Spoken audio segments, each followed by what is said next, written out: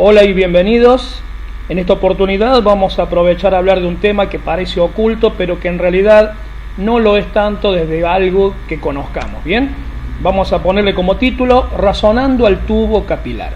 Vamos a analizar un circuito frigorífico desde cero, partiendo del compresor, el cual bombea refrigerante en forma gaseosa y a alta temperatura y a alta presión, y ese refrigerante recorre la parrilla del condensador encargada de disipar, de sacarse de encima el calor, de manera tal que lo que entró gaseoso, al perder calor, se convierte en líquido, se condensa, por eso se llama condensador.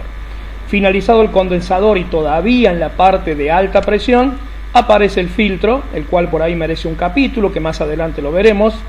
En el lado de baja tenemos lo que llamamos el congelador, en este caso simplemente en ilustración, como si fuese una heladera de un frío.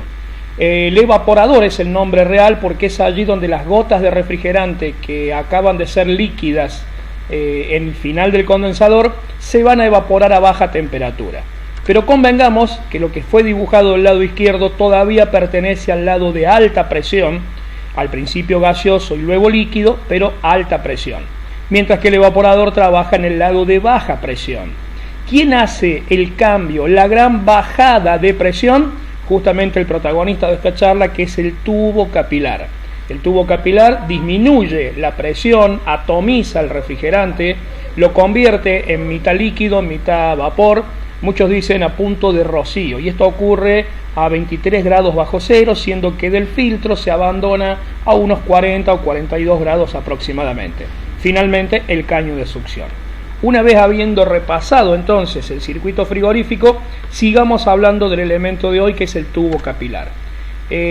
Una aclaración más: en una heladera de un frío o de dos fríos, donde no hay ventilación, el intercambio de temperatura, el enfriamiento hacia los alimentos que guardamos dentro del gabinete, se da por convección. La masa de aire frío que está en contacto con el evaporador, por estar fría y convertirse en una masa densa y pesada, baja por su propio peso, mientras que la no tan baja en temperatura, al estar más liviana, porque está más expandida y no tan espesa, sube, y esto se da en forma permanente, lo que se llama enfriamiento por convección, no por aire forzado. Ya que está, quería aclarar también ese pequeño detalle.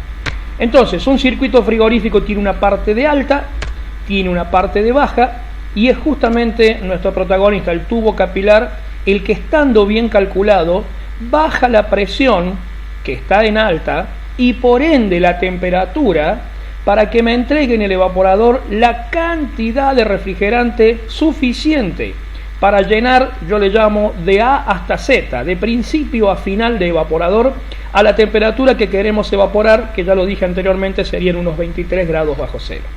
Para eso el tubo capilar cuenta con una determinada longitud, que la vamos a medir en metros, y un determinado diámetro interno, que lo vamos a medir en milímetros.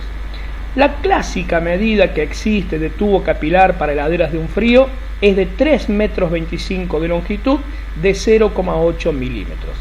Y sobre esta medida es que quiero dar el ejemplo de lo que sigue, porque la pregunta sería: ¿puedo cambiar el diámetro o puedo cambiar la longitud del tubo capilar? La respuesta es sí, pero si vamos a cambiar una, también debemos cambiar la otra, porque convengamos que los 3,25 metros de 0,8 lo que están haciendo es bajar la presión y por ende la temperatura de lo que hay en alta hacia baja, con un caudal X que me llena el evaporador de principio a final.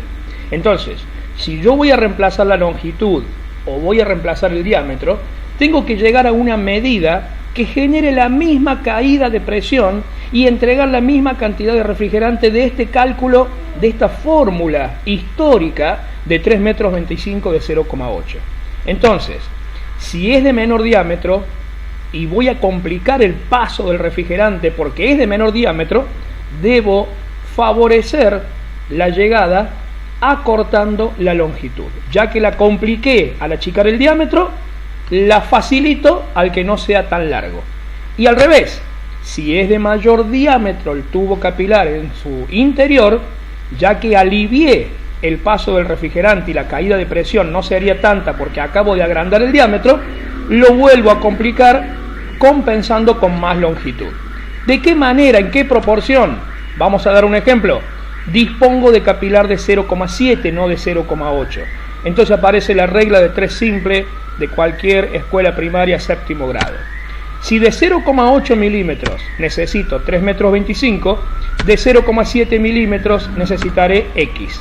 Multiplico las diagonales, 3,25 por 0,7, divido por 0,8 y me da un resultado de 2,84 metros, que es totalmente válido para este ejemplo. Muchas gracias y sigan atentos a las siguientes publicaciones.